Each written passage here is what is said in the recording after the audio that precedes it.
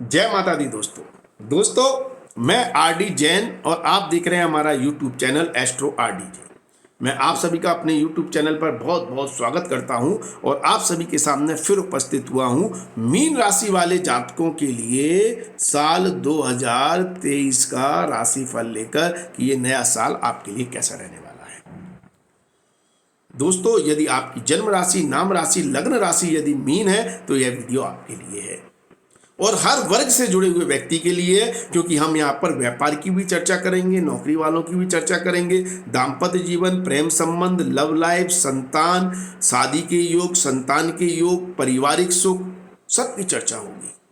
साथ में आपके शत्रु पक्ष की भी चर्चा होगी, आपकी आर्थिक स्थिति की भी चर्चा होगी, आपकी विदेश यात्रा, विदेश सेटलमेंट के बारे में भी चर्चा करेंगे, बुजुर्गों के बारे में भी चर्चा करेंगे और जो स्त्री हैं, गृहिणी हैं, घर का काम करने वाली महिलाएं हैं, उनकी भी चर्चा होगी और छात्रों की पढ़ाई और जो बेरोजगार लोग हैं उनकी भी चर्चा होगी। तो हर वर्ग के व्यक्ति के लिए इस साल 2023 कैसा लेकर आया है इसकी हम जानकारी देंगे। तो वीडियो को पूरा देखें, अंत तक देखें, तभी आपको समझ में आएगा और समझ में आएगा तभी मजा आएगा। ठीक है, तो देखिए दोस्तों, ये आप सभी लोग जानते हैं कि मीन राशि वाले जातकों के ऊपर शनि की 7.5 शुरू हो रही है।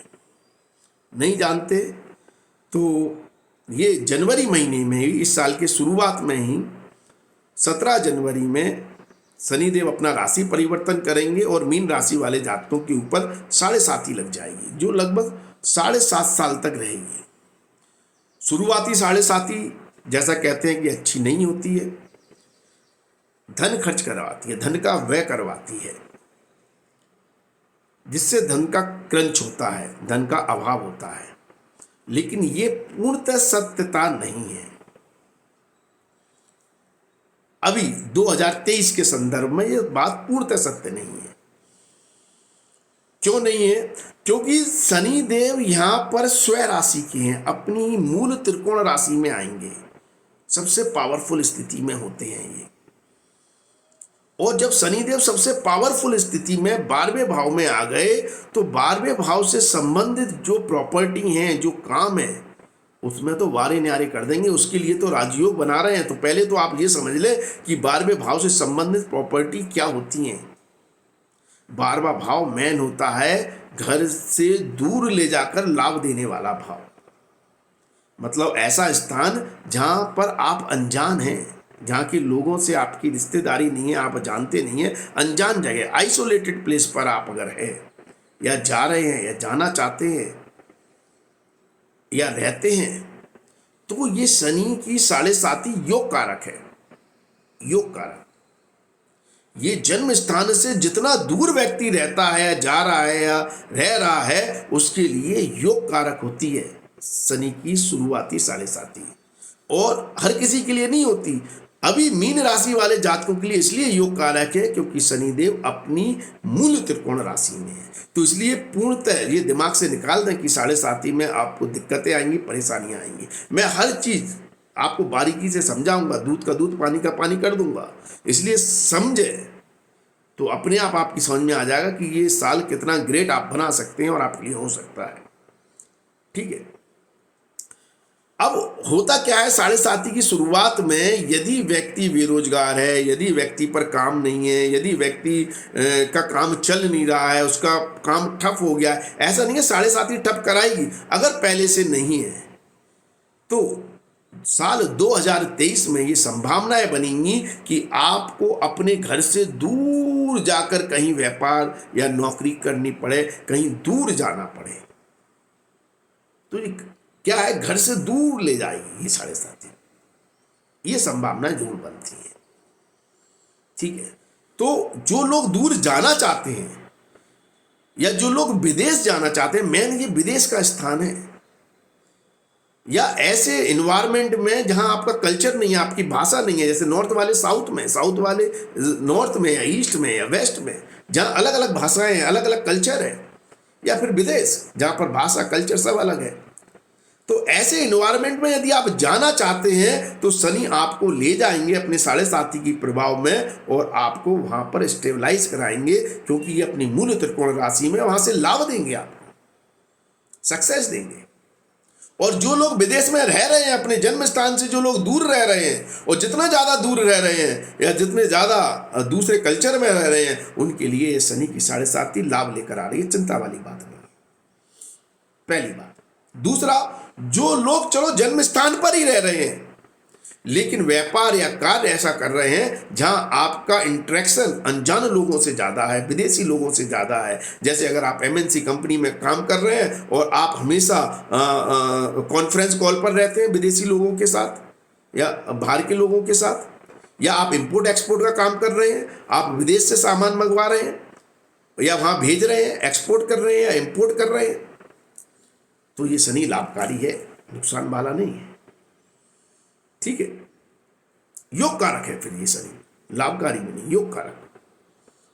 और यदि आप किसी भी माध्यम से आपकी इनकम दूसरी करेंसी में आ रही है या अनजान जगह से आपकी इनकम आ रही है, पैसा आ रहा है, इंटरनेट के माध्यम से आ रहा है, सोशल मीडिया के माध्यम से आ रहा है,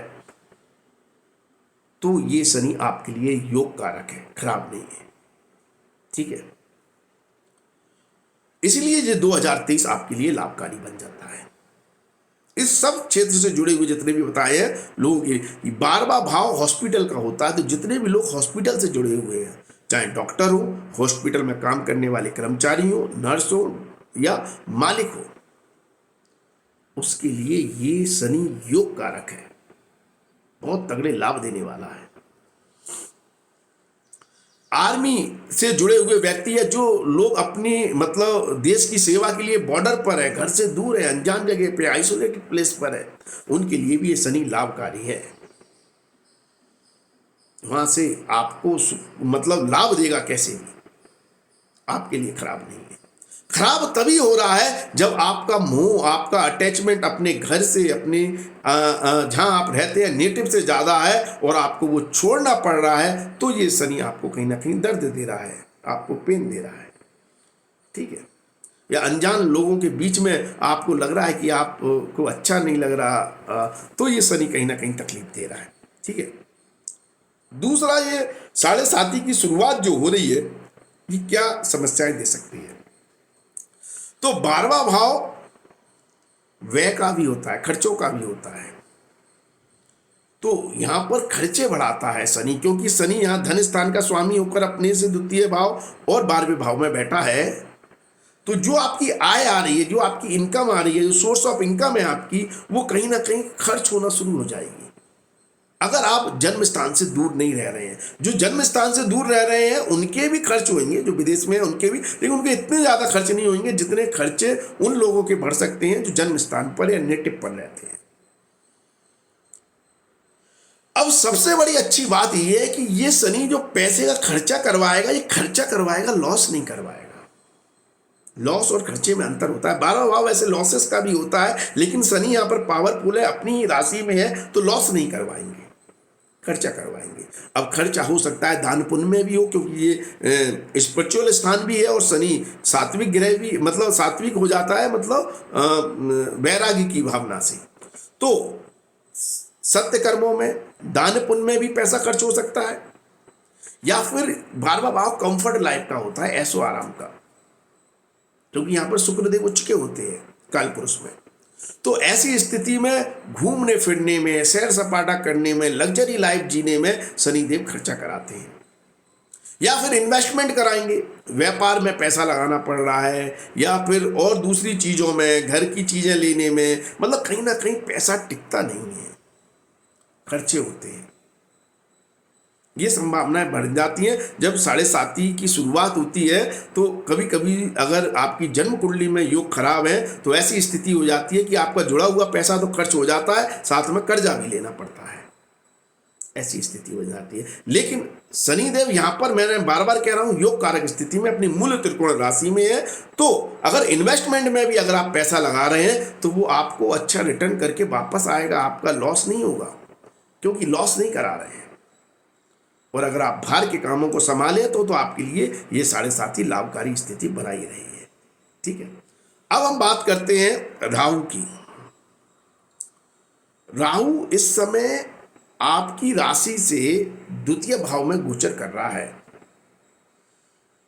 लेकिन राहु से पहले जो महत्वपूर्ण ग्रह है गुरु, उसकी बात करना जरूरी है, क्योंकि गुरु आपकी राशि का स्वामी है। गुरु इस समय बहुत पावरफुल है और गुरु की जो पावरफुल स्थिति है वो 24 अप्रैल तक है।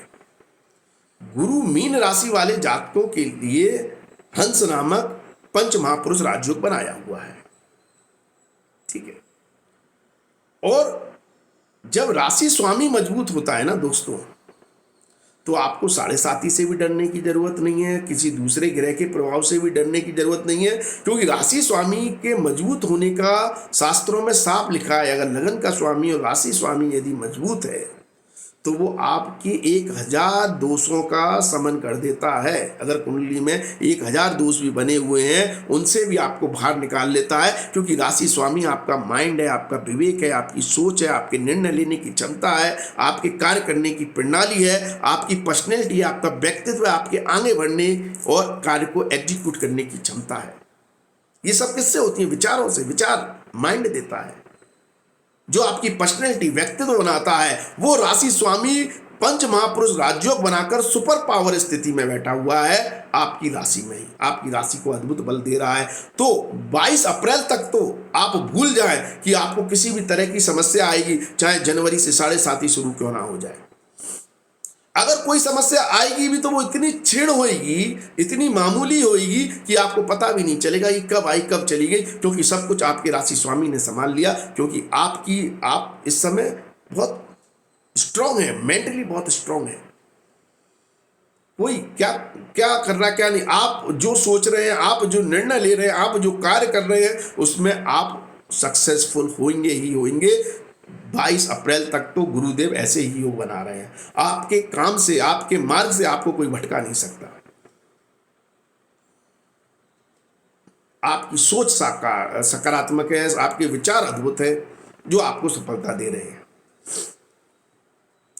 अब जो खेल शुरू होता है वो 22 अप्रैल के बाद शुरू होता है। 22 अप्रैल को गुरुदेव अपना राशि परिवर्तन कर देंगे और अपनी राशि से द्वितीय धन भाव में चले जाएंगे। कर्मेश का, भाग्येश का धन भाव में जाना वैसे तो राजयोग कारक होता है, लेकिन यहां पर जो ट्रिगर पॉइंट है वो ये है कि राहु के साथ युति करेंगे, तो ये राहु के साथ युति करके गुरु चांडाल दोष बनाएंगे।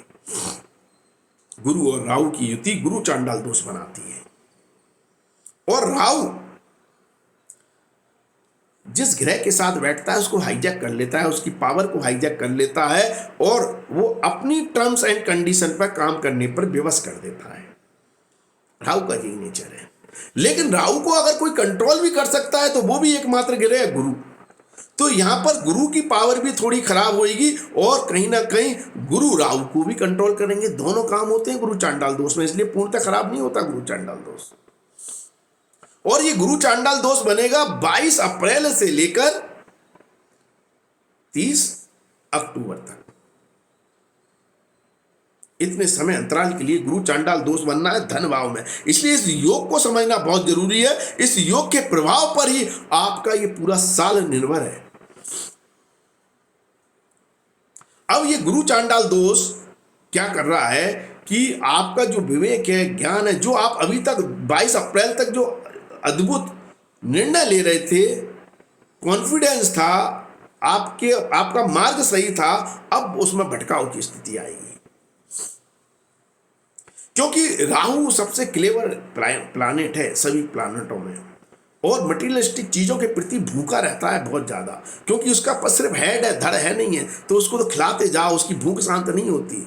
और वो चाहता है मटेरियलिस्टिक चीजें, क्विक, इमीडिएटली अटेंशन चाहता है लोगों की उसके प्रति, और आपको ऑब्सेसिव बना देगा, जुनून दे देगा कि चाहिए चाहिए। धन भाव में बैठा है तो धन के प्रति पागल बनाना शुरू कर देगा ये राहु। और आपकी इस पागलपंथी को बनाने के लिए वो गुरु के विवेक को भी खाना शुरू कर देगा, क्योंकि गुरु जो लॉ है, नियम है, कानून है, कानूनी व्यवस्था है, सिस्टम है, एक प्रोसेस है, और राहु इन सबको तोड़ने वाला है।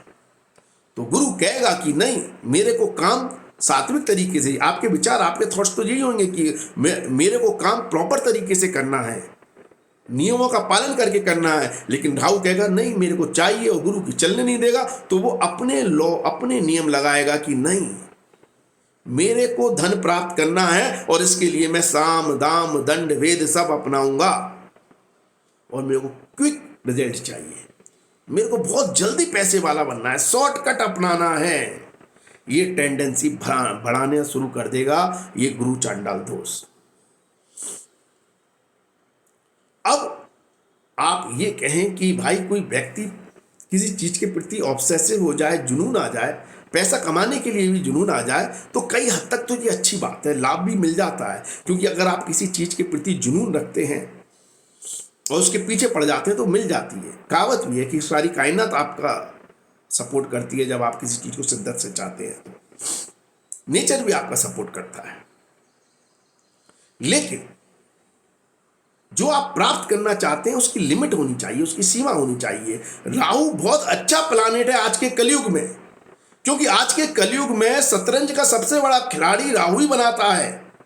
राहु जब कुछ देता है तो शतरंज की चालें चलता है, डिप्लोमेटिक बनाता है, साम दाम दंड भेद को अपनाता है। और आज के कलयुग में तो हर सफल व्यक्ति यही कर रहा है। पॉलिटिशियन झूठ बोलकर अपना काम चला रहे हैं, सेलिब्रिटी दिखावा करके अपना काम चला रहे हैं, मतलब वो भी झूठी वो है ना, और बिजनेसमैन झूठ बोलकर अपना व्यापार चला रहे हैं।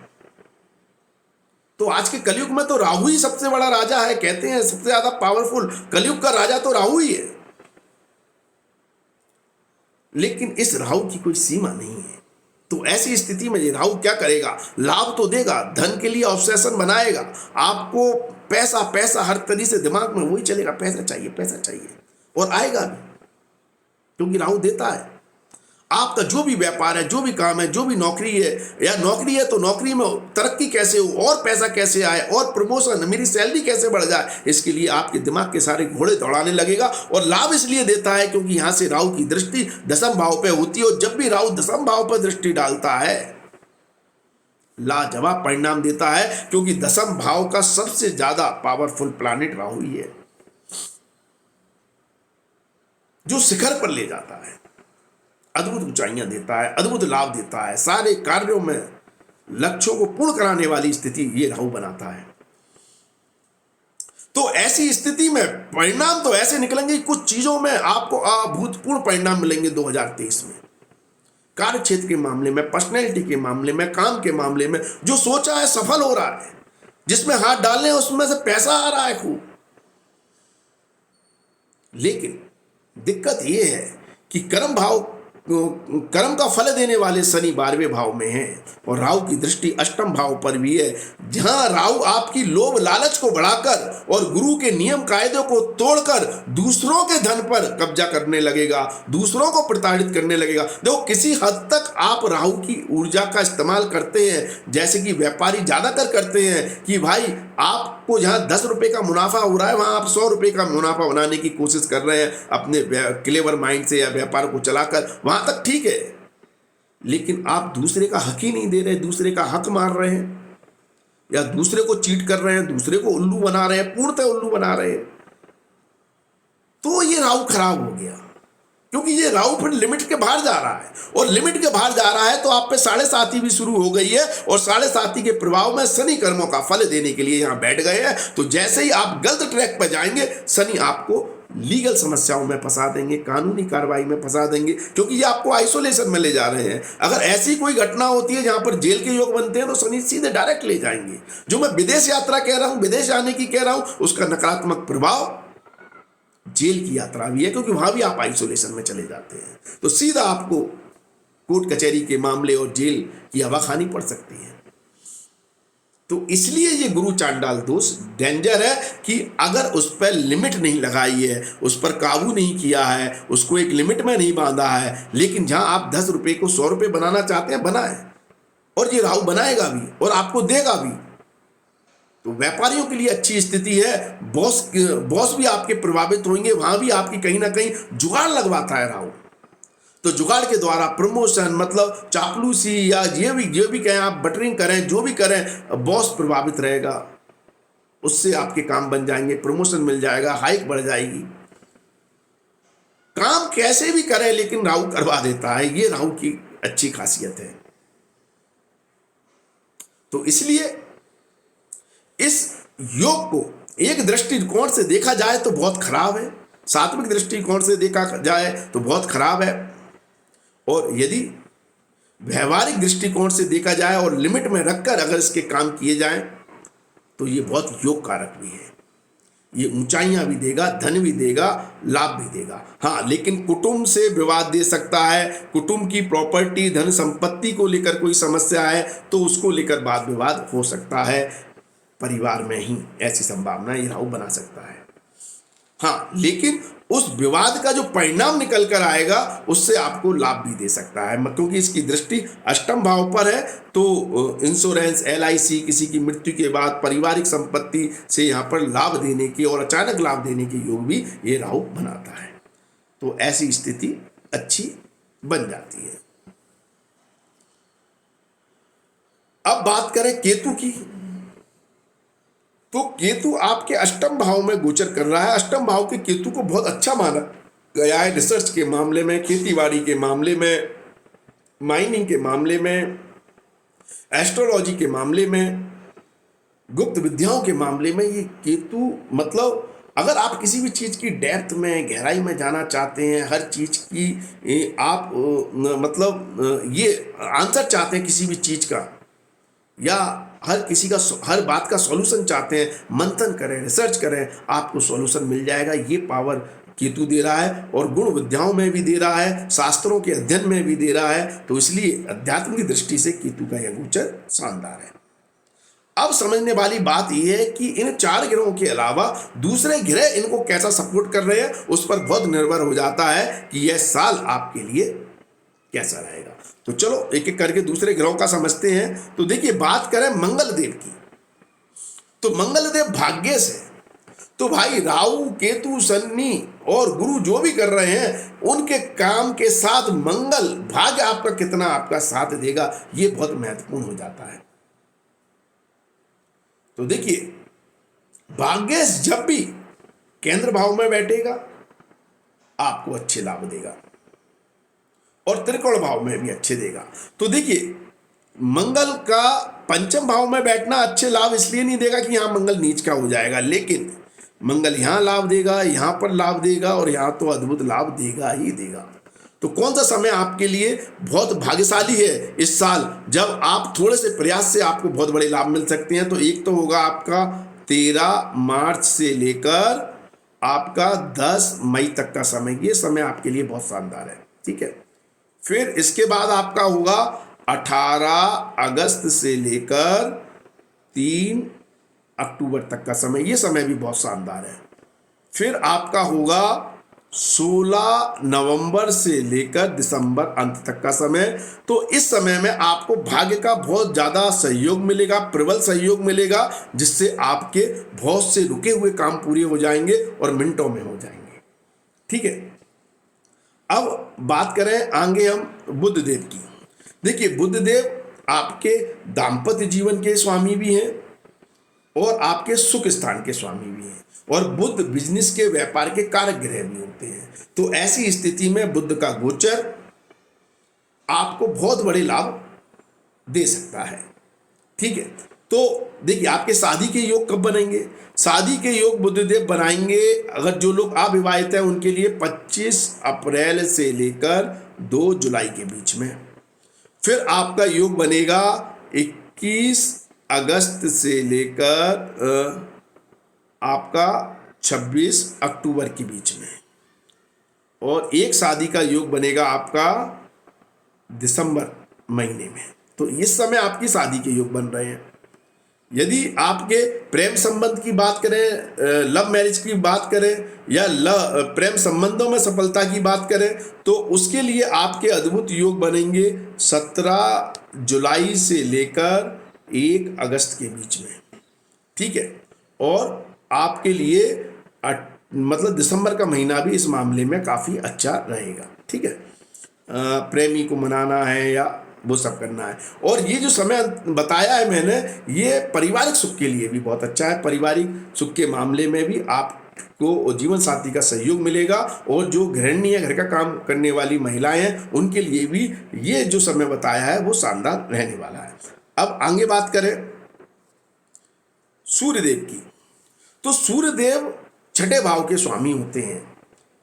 तो सूर्यदेव का प्रभाव कॉम्पिटिटिव अवेलेबिलिटी में सफलता देने की संभावनाओं को बढ़ा देता है, और साथ में मीन राशि वाले जातकों के लिए सरकारी कार्यों से लाभ देने के योग बनाता है। तो वो स्थिति आपके लिए बनेगी, एक तो 17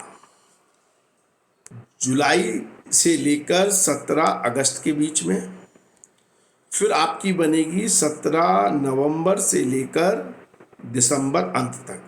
ये समय सरकारी कार्यों के लिए, सरकारी उपलब्धियों के लिए आपके लिए शानदार रहने वाला है। और कॉम्पिटिटिव एग्जाम में लाभ की संभावनाओं के लिए आपके लिए शानदार समय रहेगा 14 जनवरी से लेकर 13 फरवरी के बीच में। इस समय यदि कोई कॉम्पिटिटिव एग्जाम दे रहे हैं तो बहुत बड़ी सफलता है, उपलब्धि आपको मिल सकती है और लाभ प्राप्त हो सकता है। अब बात करें शुक्रदेव की, तो शुक्रदेव अष्टम भाव के स्वामी हो जाते हैं, तीसरे भाव के स्वामी हो जाते हैं। इनका गोचर कहीं ना कहीं कुछ रुकावट, समस्या या परेशानी को दर्शाता है। तो ये परेशानियां ज़्यादा कब हो सकती हैं? आर्थिक मामलों में ये परेशानियां हो सकती हैं 12 मार्च से लेकर 6 अप्रैल के बीच में, ठीक है। और संतान के मामले में ये परेशानियां आपकी हो सकती हैं 30 मई से लेकर आपकी 7 अगस्त तक, ठीक है। और व्यापार के मामले में ये परेशानियां आपकी हो सकती हैं 3 नवंबर से लेकर 30 दिसंबर तक, 30 नवंबर तक, यानी कि नवंबर का महीना मान लें। इस समय कोई रुकावट या परेशानी या दिक्कत आपको कार्यों में आ सकती है, ठीक है। तो ऐसी स्थिति बनती है। यदि आपको किसी भी तरह की समस्याएं हैं, परेशानी है, दिक्कत है, उसका सॉल्यूशन चाहिए तो उपाय करें। उपाय के लिए आप हमें इंस्टाग्राम पर फॉलो कर सकते हैं। हमारी इंस्टाग्राम आईडी है एस्ट्रो RDJ, जो हमारा यूट्यूब चैनल आईडी है वही हमारी इंस्टाग्राम आईडी है।